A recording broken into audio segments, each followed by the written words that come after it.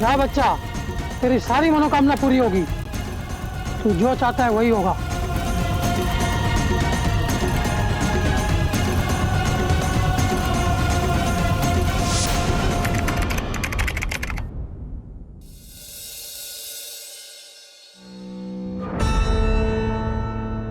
माँ, ये सब क्या हो गया?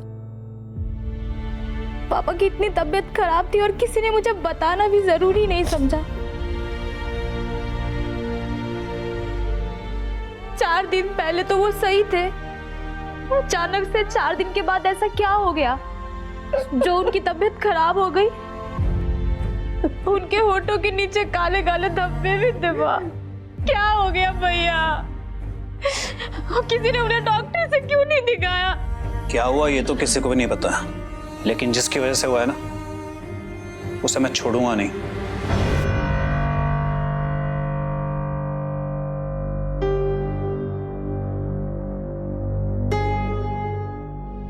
चलो सुमन, आज देख लिए सबके रंग, और वैसे भी तुम्हारा यहाँ ज्यादा देर रहना ठीक नहीं है। अगर कोई इन्फेक्शन वाली बीमारी हुई तो मैं नहीं चाहता कि तुम्हें या मेरे बच्चे को कोई प्रॉब्लम हो।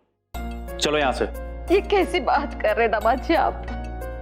आज के दिन रुक जाते। माँ जी, ये सब कराने नहीं आए थे हम लोग, और वैसे भी जिस काम के लिए आए थे वो काम तो होगा नहीं, क्योंकि आपके पहले से यहाँ पे प्यारे भतीजे और ननद जी बैठी हुई हैं। ये सब अगर पता होता ना माँ जी हमको, तो इतना रिस्क लेके यहाँ आते ही नहीं। सुमन चलो अब। बस बहुत हो गया जिया जी। सुमन के हिस्से जो था वो बाबूजी पहले ही दे चुके हैं। हाँ, भाई बहन दोनों मिलके बांट लो। अरे चाचा जी ने मुझे बुलाया ही इसलिए था, उन्होंने बोला था मुझे बाजार वाली दुकान के लिए। अब है, ये सब भैया ने नहीं बनवाया है, ये हमारी पुश्तैनी संपत्ति है और इसमें हमारा बराबर का अधिकार है। लो कर लो बात। पापा की आंख क्या बंद हुई और सबके सब देखो कैसे टूट पड़े। अच्छा, फिर तो तुम भी इसीलिए रुकी हो। देखो भैया, ये सब मुझे कुछ भी नहीं सुनना। बस मुझे इतना पता है कि चौक वाले घर के पेपर्स ना मेरे नाम पे हैं। अगर किसी ने भी कुछ भी गड़बड़ किया ना तो देख लेना। अगर हिस्से होंगे तो सबके बराबर बराबर। आखिर मैं भी अपने हक की बात कह रही हूँ।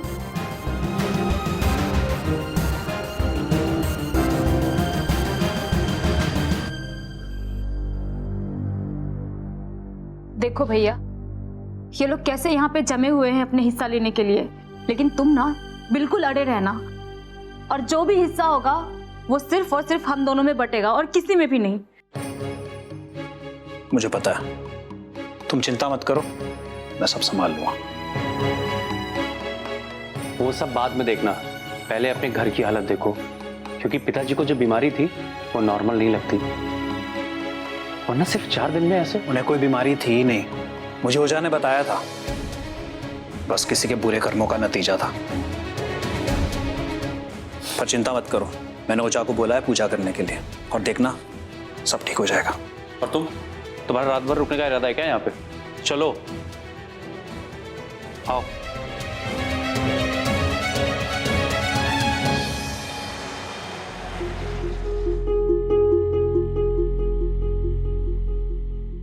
आपने बुलाया माँ? क्या हुआ माँ आपकी तबीयत को? माँ को बार बार चक्कर आ रहे हैं, किसी डॉक्टर के पास लेके चलते हैं ना। तुम तो चुप ही रहो। इस घर में जो कुछ हो रहा है ना, तुम्हारी वजह से हो रहा है, और 4 दिन में जो बाबूजी के साथ भी हुआ ना, वो भी तुम्हारी वजह से ही हुआ है। अरे मैं ठीक हूँ बेटा, मैं ठीक हूँ, कुछ नहीं हुआ है मुझे। वो घर के कागजात तैयार हो गए हैं ना, वो लेके सुमन के यहाँ चला जा और उसे देख के आ जा। हाँ देख, तेरे पापा की इच्छा थी वो चौक वाला घर उसके नाम हो जाए, उसके पेपर अब तैयार है ना, देख के आ जा। वो तो ठीक है माँ, पेपर वेपर को तो आप जाने दो, पर जो बाबूजी के साथ हुआ है ना, वो मैं आपके साथ नहीं होने दूंगा। मैं काम करता हूँ, मैं आज ही ओझा को बुला लेता हूँ। बेटा कैसी बात कर रहा है बेटा तू? ये ओझा ओझा के चक्कर में मत पड़, कुछ नहीं होता इससे। और देख ये बहू पे क्यों चिल्लाते रहता है हमेशा? तो क्यों हर बात का दोषी मानता है उसे? बेचारी तो सबको संभालती है ना। किस बहू की बात में आ रहे आप माँ? आप भी जानती हैं कि इस घर में जो भी हो रहा है उसकी वजह यही है। अरे अभय सुन तो, ये लड़का भी ना। माँ जी, जब पापा जी की तबीयत खराब थी, मैंने तब भी इनसे कहा था कि डॉक्टर के पास चलते। इन्होंने तब भी मेरी बात नहीं सुनी और आज भी नहीं। बहू अब जो हो चुका उस पे आंसू बहाने से क्या फायदा है बता? हाँ चुप हो जा और जो बीत गया उसे भुला दे, जो सामने है उसे देख। हाँ मैं ठीक हूँ। यहाँ ध्यान से सुन, वो चौक वाले घर है ना, उसमें से एक घर तुम्हारे ससुर जी मंजुला के नाम पे करना चाहते थे, लेकिन मैं नहीं चाहती मेरे बच्चों का हक कोई और मारे। और देख ये बात किसी को पता नहीं लगनी चाहिए। उस दिन देखा ना तूने, मिट्टी उठे एक दिन भी नहीं हुआ और बस जायदाद का बंटवारा और अपने हिस्से की बात लेकर बैठे थे ये मंजुला और राहुल। देखा ना तूने?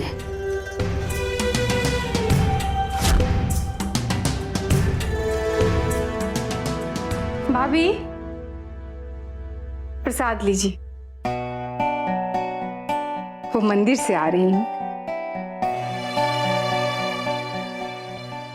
आपकी तबीयत के लिए और इस घर पर भगवान का आशीर्वाद बना रहे, इसलिए मन्नत मांगी थी। वैसे भैया की कमी तो इस घर में हमेशा बनी रहेगी, लेकिन आपको जिंदा रहना पड़ेगा अपने बच्चों के लिए। आप चिंता मत कीजिए। प्रसाद खाइए भाभी, खाइए। हाँ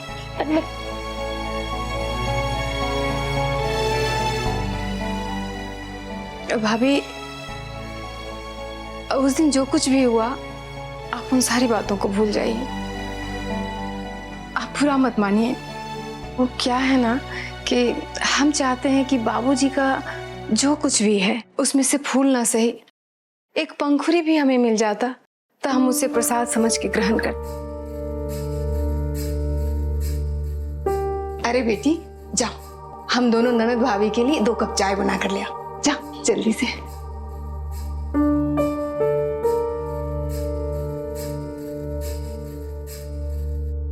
हाँ बोलो। ना किया था ना मैंने अभी फोन करने के लिए। हो जाएगा इंतजाम। एक तो यहाँ सब लोग चचा जी के जाने के गम में हैं, ऊपर से तुम परेशान कर रहे हो। समय दो थोड़ा, करता हूँ मैं कुछ। और अपना हिस्सा ही तो लेने आया हो ना यहाँ, तो वो तो लेकर जाऊंगा। अपने हक का किसी और को थोड़ी खाने दूंगा। चलो करता हूँ मैं फोन।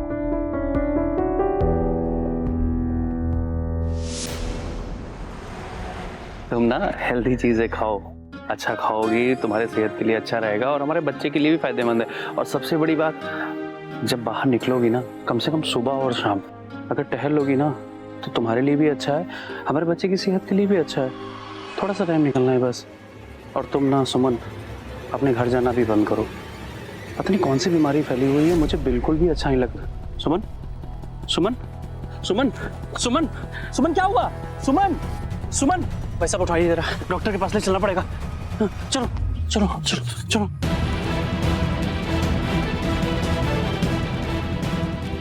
अबे अबे देखो ना क्या हो गया माजी को। अबे हटो। माँ क्या हुआ आपको? माँ घबराओ मत, कुछ नहीं हुआ। मैंने ओझा को बुला लिया है। अबे ये क्या पागलपन है? जब पापा जी की तबीयत खराब थी तब भी तुमने डॉक्टर की जगह ओझा को बुलाया था, और आज माँ जी की तबीयत इतनी खराब है तब भी तुम डॉक्टर की जगह ओझा। मैं डॉक्टर को बुला रही हूँ। राहुल तुम प्लीज डॉक्टर को बुला के ले आओ। जी भाभी, मैं डॉक्टर को बुला के लेकर आता हूँ। अरे डॉक्टर से कुछ नहीं होगा, जो कुछ करेंगे ओझा करेंगे। मैं लेके आता हूँ। माँ जी बाकी आप परेशान मत होइए, मैं आपको कुछ नहीं होने दूंगी।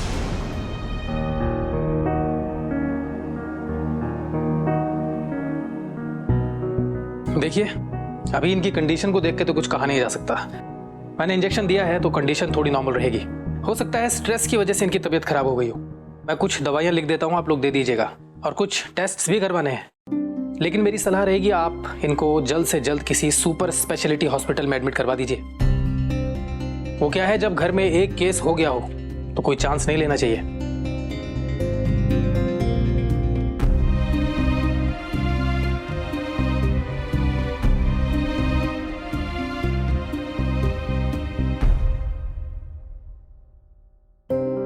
आज कुछ नहीं होने दूंगी मैं आपको। इस बार अब चाहे जो भी कर, मैं उनकी एक भी बात नहीं मानूंगी।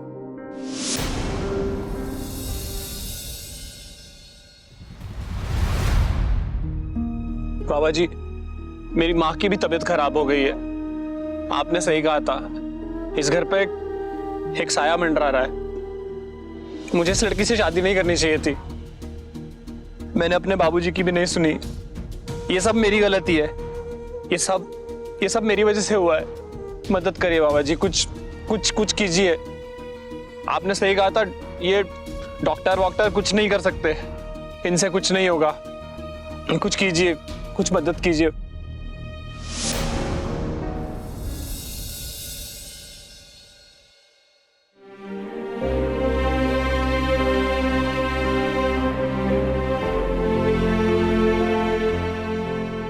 देखिए भैया, ऐसे परेशान बैठने से कुछ नहीं होने वाला। चाचा जी को हम खो चुके हैं, अभी चाची की भी हालत आप देख रहे हैं। मैं नहीं चाहता कि घर में कुछ और। भैया देखिए, हमें किसी अच्छे डॉक्टर से कंसल्ट करना चाहिए। तुम समझ नहीं रहे हो राहुल, ये सब नेहा का करा धरा है। आप क्यों बार बार भाभी को ब्लेम कर रहे हैं? कभी आप भाभी का नाम लेते, कभी ओझा का। ओझा? तुम ओझा के बारे में जानते नहीं हो। ये नेहा के माता पिता के प्रेत इस घर में है। तुम्हें पता है, जब मैं ओझा से मिला था ना, उसने इस घर के बारे में सब कुछ बताया, सब कुछ। और इस घर में वही हो रहा है। ये डॉक्टर वॉक्टर से कुछ नहीं होगा। तुम यकीन मानो, मैं ओझा से बात करूंगा और इस घर पे हवन कराऊंगा, और तुम देखना सब ठीक हो जाएगा। मैं नहीं चाहता कि माँ को या सुमन को कुछ भी हो। जो कुछ करेंगे हो जाए कर पाएंगे। भैया आप एक बात, चलिए तो सही, हम एक बार मिल लेते डॉक्टर से, उसके बाद आप जो कहोगे हम करेंगे। नहीं होगा राहुल, डॉक्टर कुछ नहीं कर पाएगा। डॉक्टर, मैं कह रहा हूं ना तुमसे, जो भी करेगा पूजा करेगा। बस एक बार पूजा हो जाने दो, सब ठीक हो जाएगा और वो प्रेत भी चले जाएंगे।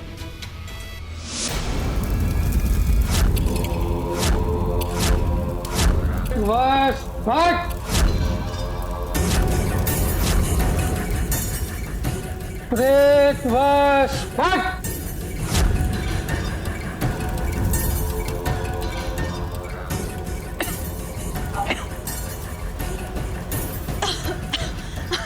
ये सब क्या हो रहा है? पूरे घर में धुआं धुआं करके रखा है। अभय, तुम्हें पता है ना माँ जी की तबीयत कितनी खराब है, उसके बाद भी तुम निकल जाओ इस घर से। अभय, ये सब क्या कर रहे हो तुम? सुना नहीं तुमने? निकल जाओ इस घर से। मैंने कहा था ना, जिसमें प्रेत होगा उसका यही हाल होगा। चुप हो जाइए। पूरे घर में धुआं करके रखा है तो किसी की भी यही हालत होगी ना। तुम जैसे लोगों को मैं अच्छी तरह जानती हूँ। भोले भाले लोगों को ठगने का काम है तुम्हारा। अभय, मैं तुम्हारे आगे हाथ जोड़ती हूँ। माँ जी की इतनी तबीयत खराब है, उन्हें डॉक्टर के पास लेके चलो। और तुम निकल जाओ इस घर से। चुप, एकदम चुप। बहुत जुबान चलने लगी है तुम्हारी। हाँ, अपनी औकात में रहो। इस घर में जो कुछ भी हो रहा है ना, सिर्फ और सिर्फ तुम्हारी वजह से हो रहा है, और ये बात तुम अच्छी तरह से जानती हो। अभय, पागलपन मत करो। पागलपन मत मारी गई थी मेरी, जो मैंने तुमसे शादी कर ली। पापा ने मना किया था, लेकिन मैं नहीं माना, और अब भुगत रहा हूं। सही कहा था पापा ने, कि अपनी बराबरी वाले से ही शादी करनी चाहिए। अब क्या करने आए यहाँ? बेटी को घर पे संभाल के रखना चाहिए था ना, कम से कम उसे अच्छे संस्कार देने चाहिए थे। घर से भाग के शादी की तो हमारी कौन सी नाक ऊंची करा दी आपकी बेटी ने। अब आंसू क्यों बहा रहे हैं? अरे आंसू तो हमें बहाना चाहिए। किसी ढंग के घर की लड़की पसंद की होती हमारे बेटे ने तो इज्जत से धूमधाम से शादी होती। अच्छा कमाता है हमारा लड़का, मुंह मांगा दहेज मिलता, लेकिन जब अकल पर पत्थर पड़ जाए ना तो इंसान ऐसी गलतियां करता है। वो तो हम अपने लड़के से बहुत प्यार करते हैं इसलिए आपकी लड़की को स्वीकार कर लिया, वरना आप लोगों की ये हैसियत नहीं कि आप हमसे रिश्ता जोड़ें। शांत हो जाइए। चलिए बाहर निकलिए। अरे सुनिए तो, निकलिए बाहर, सुनिए तो, निकलो सुनिए ना। और दोबारा इस घर में कदम नहीं रखना। चलो अंदर।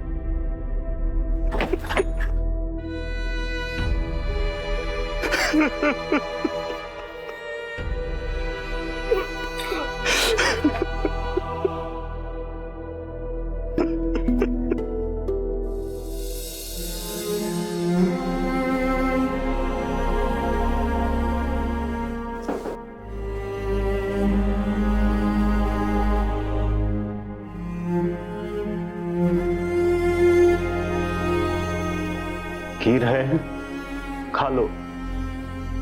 तुम्हारी बेटी ने जो किया है उसके ताने जिंदगी भर खाने से अच्छा है कि आज हम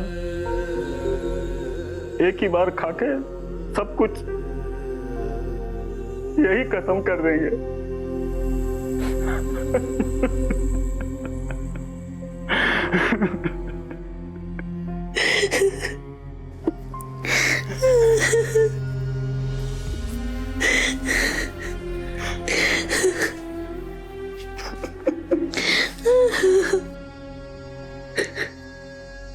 खा लो।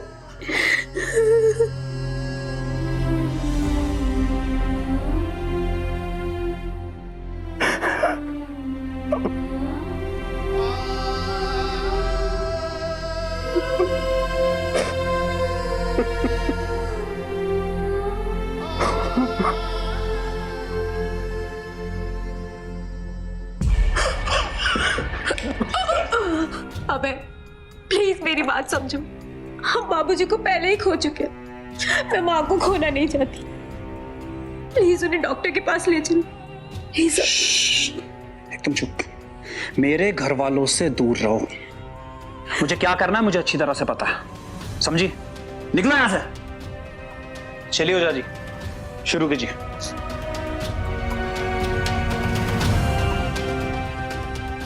बुआ बैठो।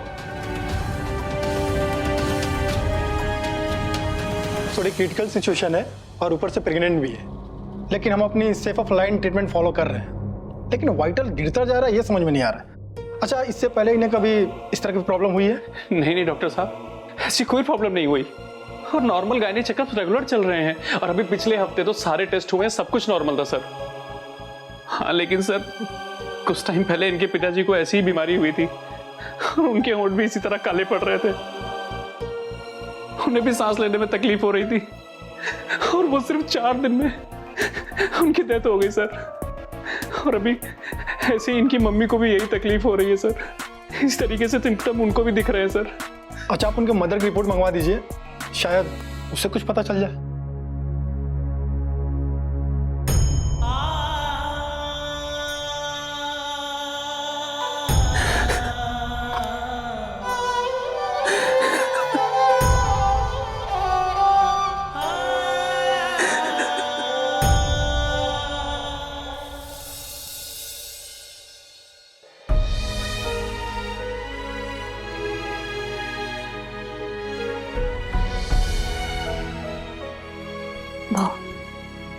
वाह, क्या हुआ माँ जी?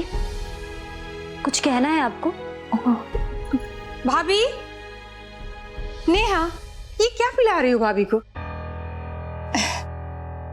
मैं प्रसाद लेकर आई हूँ, उठो, मैं भाभी को अपने हाथों से खिलाती हूँ। दवाई से ज्यादा प्रार्थना असर करता है। लो खाओ।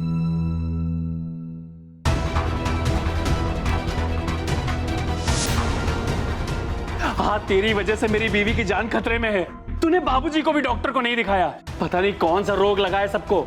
एक बात कान खोल के सुन ले, अगर मेरी बीवी बच्चे को कुछ भी हो गया ना तो मैं तुझे जिंदा नहीं छोड़ूंगा। सुन ले मेरी बात कान खोल के। कुछ नहीं होगा उन्हें, कोई रोग वोग नहीं है। मैंने कहा ना मैं उनको ओझा से इलाज करा रहा हूँ। फिर से ओझा, फिर से ओझा, फिर से ओझा, फिर ओझा। क्या कर रहे हैं आप? तेरे इस ओझा ने और तूने मिलकर इस घर को नष्ट किया है। समझ में आया तुझे? तुम ठीक कह रही थी नेहा, अगर टाइम रहते पिताजी को लेके जाते हॉस्पिटल तो आज पिताजी शायद जिंदा होते। ये आदमी अपने बाप का मर्डरर है। इस आदमी ने मर्डर किया अपने बाप का। मर्डर नहीं हूं मैं। मुझे सब पता है ये सब क्यों कर रहा है। तुझे सारी प्रॉपर्टी, जमीन जायदाद का अकेला हिस्सा चाहिए, इसलिए तूने ये सब किया है। छोड़िए, मुझे सब समझ में आ रहा है। अबे तुम ये क्या कर रहे हो? तुम्हें पता नहीं ये तुम्हारे जीजाजी हैं, इस घर के दामाद हैं। तुम तो बस करो बुआ। क्या मैं जानता नहीं हूं कि तुम सब लोग ये नाटक क्यों कर रहे हो? तुम सब लोग मुझे नीचा दिखाने की कोशिश में लगे हो ना। मैं तुम सबकी असलियत जानता हूं। अभय, अम्मा आप बाहर क्यों आई? अम्मा, माँ, अम्मा, भाभी क्या हो गया माँ को? चाची जी, भाभी, अम्मा, अम्मा, भाभी को क्या हो गया? चाची जी ठीक है आप? भाभी, चाची जी, अम्मा, चाची जी आगे बोलिए। अबे क्या हो गया माँ को?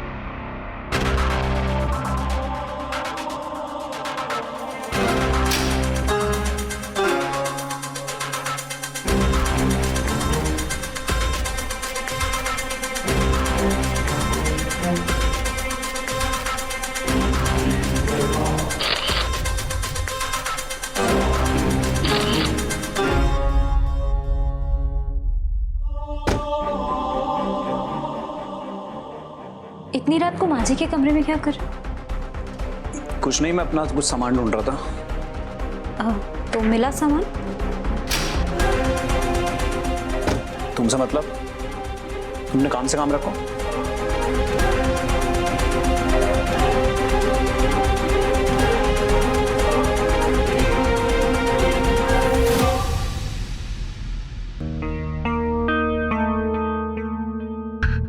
क्या कर रहे हो तुम यहाँ? निकलो यहां से। मुझे तुम्हारे ऊपर रत्ती सा भी भरोसा नहीं है। सुमन के आसपास मत दिखना। निकलो यहां से। देखो जी अजय, आप गलत समझ रहे हो। ये सब ना नेहा की वजह से हुआ है। अपनी गलती का ठेकरा दूसरे के सर पे मत फोड़ो। वो बेचारी कहती रही कि माँ को, बाबूजी को हॉस्पिटल लेके चलो, लेकिन तुमने उसकी एक ना सुनी। मेरी नजर में तुम मर्डर थे, मर्डर हो और मर्डर रहोगे। भलाई तुम्हारी इसी में है कि चुपचाप निकल जाओ यहां से। निकलो। देखिए, आपको जो समझना है आप समझ सकते हैं, लेकिन मैंने जो भी किया अपने परिवार को बचाने के लिए किया। लेकिन मुझे लगता है कि वो शक्तियां मुझसे ज्यादा ताकतवर थी। मैं सिर्फ एक भाई होने के नाते यहां पे आया था, बस। क्या है इसमें? तुम्हारी तरह नहीं हूं मैं। मुझे अपने परिवार का ख्याल रखना आता है, इसलिए अपने पैसे अपने पास रखो और निकलो यहां से। निकलो।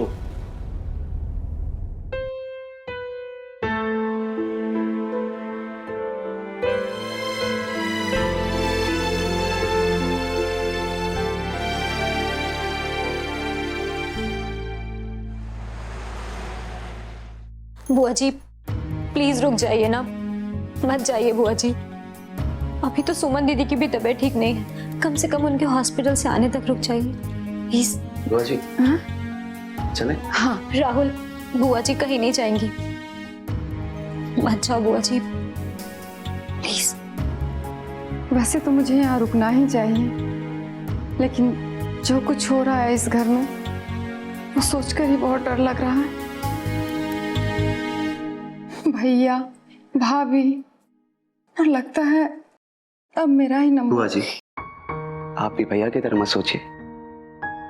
भैया ने अगर टाइम पर डॉक्टर्स की मदद ली होती तो शायद आज वो दोनों हमारे बीच होते। देखो बुआ जी, सुमन हॉस्पिटल में है, कुछ दिन में उसे हॉस्पिटल से छुट्टी मिल जाएगी, फिर आप चले जाना। राहुल बिल्कुल ठीक कह रहा है बुआ जी, मत जाइए ना। वैसे भी माँ बाबूजी के जाने के बाद हमें भी आपका सहारा हो जाएगा। ठीक है, मुझे बच्चों के लिए तो यहाँ रुकना ही होगा। राहुल जी बैग अंदर रख दो। जी मैं। थैंक यू बुआ जी, आप यहीं रुकिए, मैं आपके लिए चाय बनाती हूँ। बहू सुनो इधर, आज सुबह मंदिर गई थी, ये लो प्रसाद, ये लो, अभय को भी दे देना। हाँ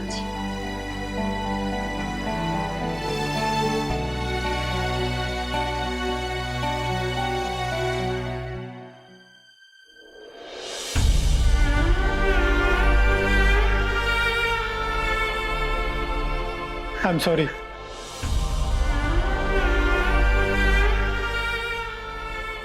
सुमन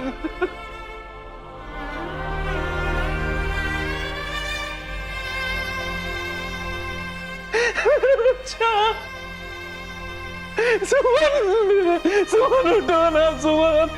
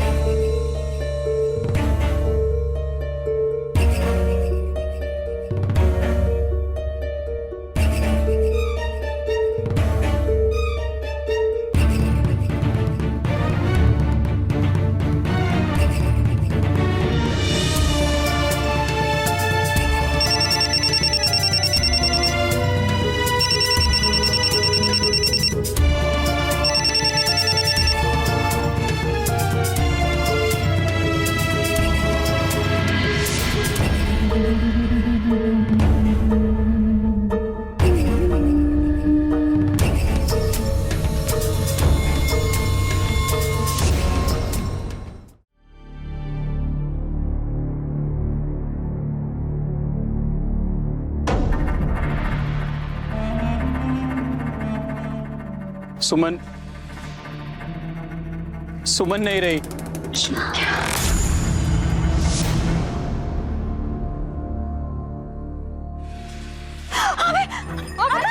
अबे क्या आ रहा है तुम्हें?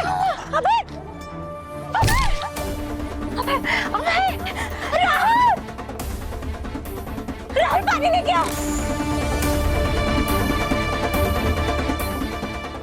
अबे उठो, आगे खोलो। राहुल डॉक्टर को बुलाओ। हाँ मैं डॉक्टर को बुलाता हूँ। अबे पानी लियो।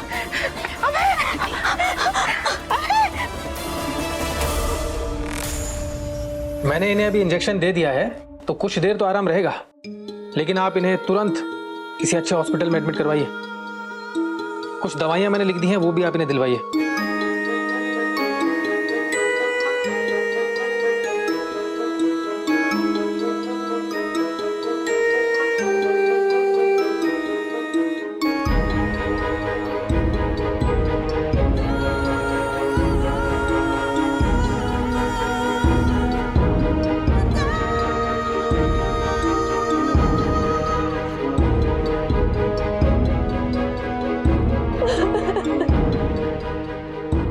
सब ठीक हो जाएगा, मत रो।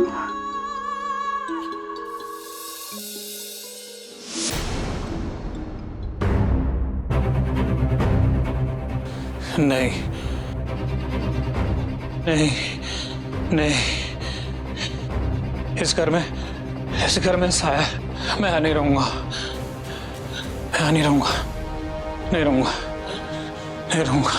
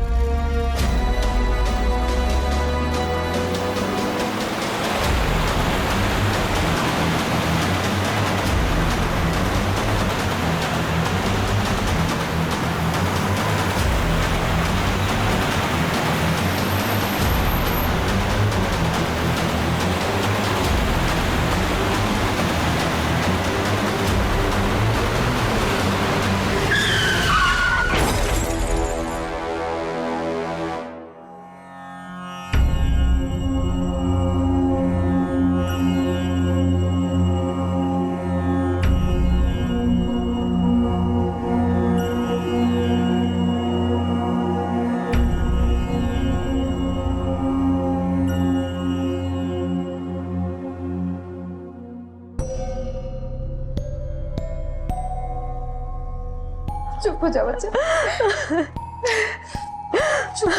भैया सही कह रहे थे, इस घर में ही कुछ है। मैं अब इस घर में नहीं रह सकता बुआ जी। I am sorry. सुमन तो इस घर में रहती भी नहीं थी, फिर सुमन को क्यों? नेहा जी। इंस्पेक्टर साहब। इंस्पेक्टर साहब, सॉरी, मुझे इस तरह से आना पड़ा। एक खास बात मैं आपसे शेयर करना चाहता हूँ। अब एक एक्सीडेंट नहीं बल्कि उसका मर्डर हुआ था। क्या?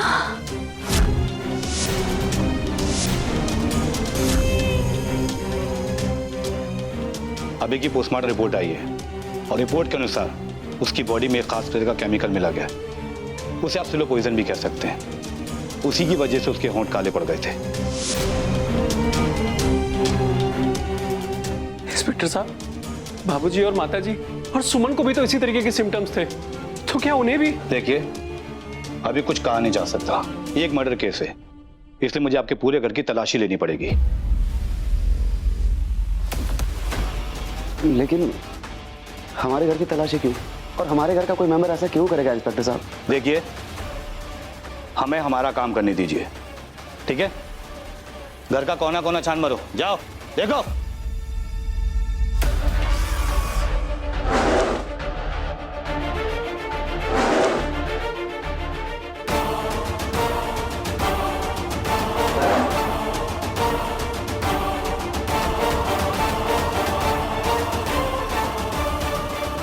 सर जी, कमरे से पार्सल मिला है।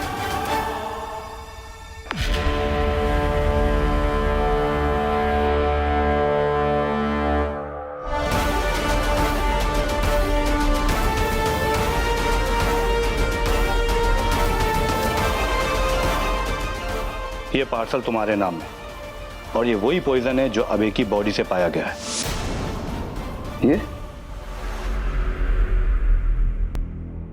लेकिन ये पार्सल मैंने नहीं मंगवाए थे।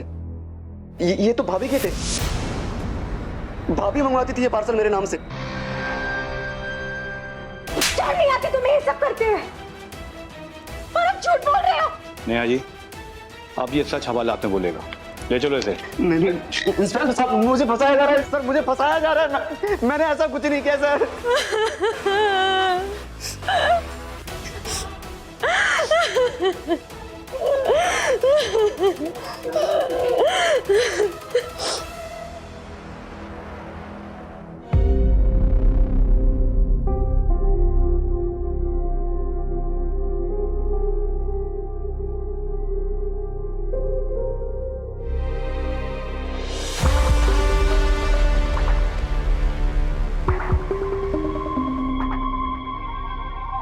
चाय पीजिए।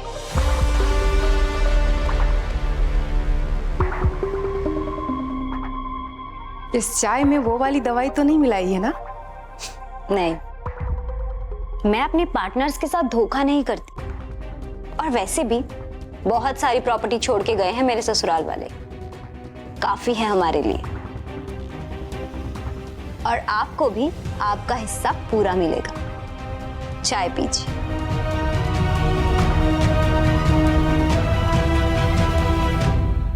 अबे तो मेरे शिकंजे में ऐसा फंसा था, मैं कहता किसी की बलि चढ़ा दे तो वो चढ़ा देता। वैसे भी खुद की तो बलि चढ़ाई दी उसने, पर राहुल को क्यों छोड़ दिया? Thank you.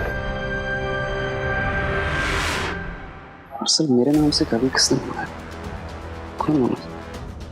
ये मेरा है। लेकिन आपने ये पार्सल मेरे नाम से क्यों मंगवाया? तुम्हें तो पता है कि तुम्हारे भैया मुझसे कितनी नफरत करते हैं। उनकी तबीयत भी आजकल बिल्कुल ठीक नहीं है, इसलिए मैंने ये पार्सल तुम्हारे नाम से उनके लिए मंगवा लिया। ठीक है। सब मारे जाते तो हम नहीं फंस जाते? फंसाने के लिए भी तो कोई होना चाहिए ना। बिल्कुल। बहुत प्यार किया था अभय से, लेकिन उसके घर वालों ने जब मेरे घर वालों की बेइज्जती की तो उसने कुछ भी नहीं किया। किसी ढंग के घर की लड़की पसंद की होती हमारे बेटे ने तो इज्जत से धूमधाम से शादी होती। अच्छा कमाता है हमारा लड़का, मुंह मांगा दहेज मिलता। लेकिन जब अकल पर पत्थर पड़ जाए ना तो इंसान ऐसी गलतियां करता है। मैंने उससे बात करने की कोशिश की तो उसने कहा कि उसके पापा ने जो भी किया सब ठीक किया। कितनी बेइज्जती की उसके घर वालों ने। उन्होंने कहा कि मेरे घर वालों की कोई औकात नहीं है उनके सामने, और धक्के मार कर मेरे पापा को घर से निकाल दिया। निकलो और दोबारा इस घर में कदम नहीं रखना। चलो अंदर। और ये सब कुछ मम्मी पापा सहन नहीं कर पाए और उन्होंने जहर खाकर अपनी जान दी। तो फिर कैसे इन्हें मैं जहर ना देती? इन्हें तो मरना ही था। इसलिए माँ बाबूजी को तो मैंने चाय में जहर डालकर दे दिया। और फिर बची सुमन। मैं तो समझ ही नहीं पा रही थी कि उसे कैसे जहर दूं, लेकिन उस बेचारी ने तो मुझे खुद ही मौका दे दिया। आओ। सुमन, क्या हुआ? क्या हुआ सुमन? बैठो बैठो बैठो यहाँ पे। क्या हुआ सुमन? ठीक तो? आराम से आराम से आराम से बैठो।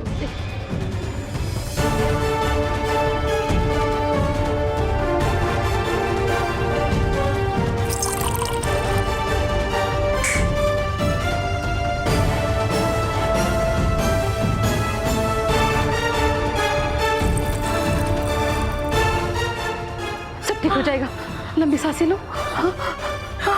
दीदी पानी।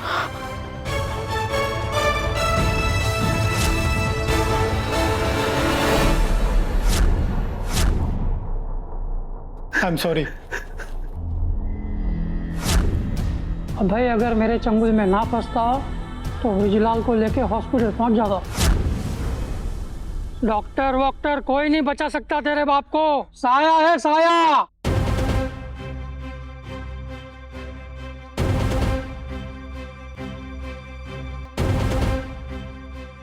बहुत चिंतित हो बच्चा। हम सब जानते हैं तुम्हारी बाप की तबीयत अचानक खराब हो चुकी है, पूरा शरीर काला पड़ चुका है। पर आपको कैसे पता बाबा? हम सब जानते हैं बच्चा। हम ये भी जानते हैं कि डॉक्टर के पास जाने से तुम्हारी समस्या का समाधान नहीं होगा। काले जादू का साया है ये। तो क्या करूं मैं बाबा? हॉस्पिटल पहुंच जाता तो बड़ी गड़बड़ हो जाती। सुमन के समय जहर नहीं पकड़ा गया, मगर एक ही घर के 3 लोग एक साथ बीमार हो जाते तो मेडिकल जांच में पकड़े जा सकते थे। खैर जो भी हो, अपना काम तो हो गया ना।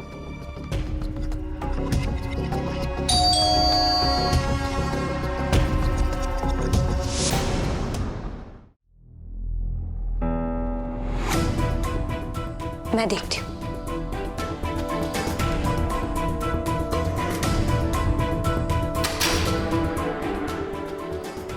राहुल तुम?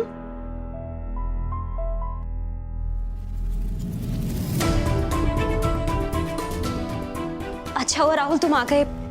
मुझे तो पता था कि पुलिस तुम्हें कुछ नहीं कर पाएगी। लेकिन आपको कैसे मालूम था? राहुल, सारी गलती मेरी ही थी। मुझे बाबा जी पर भरोसा करना चाहिए था।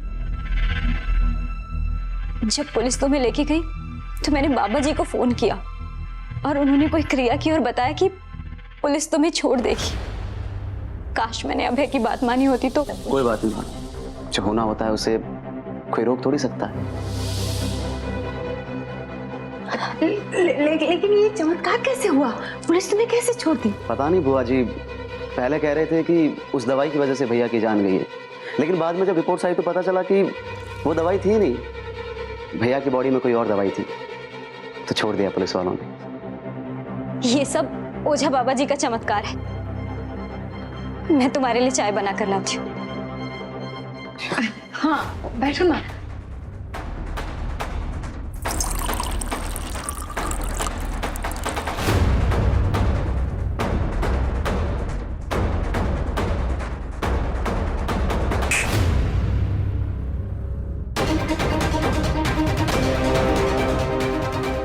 आप जेल से तो बच गए देवर जी, लेकिन मुझसे कैसे बचोगे?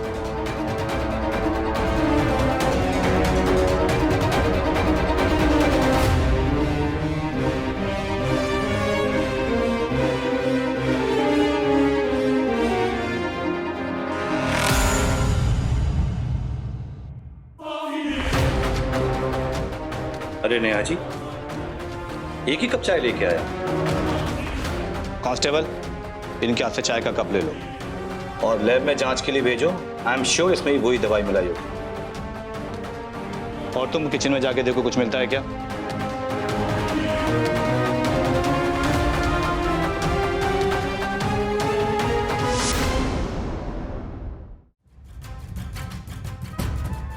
सर जी, किचन से दवाइयां मिली हैं।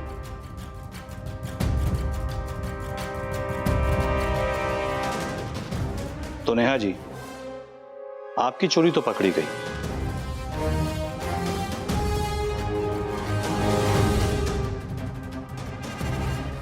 बड़ा अच्छा खेल खेला था आपने।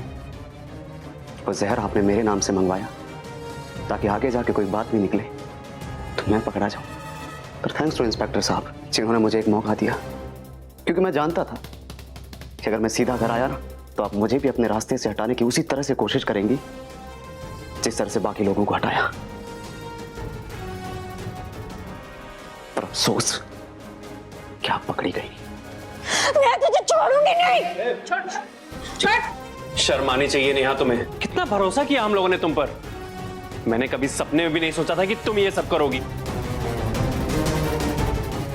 लेके चलो, बाकी चाय थाने पियेंगे और आप भी चलिए। चले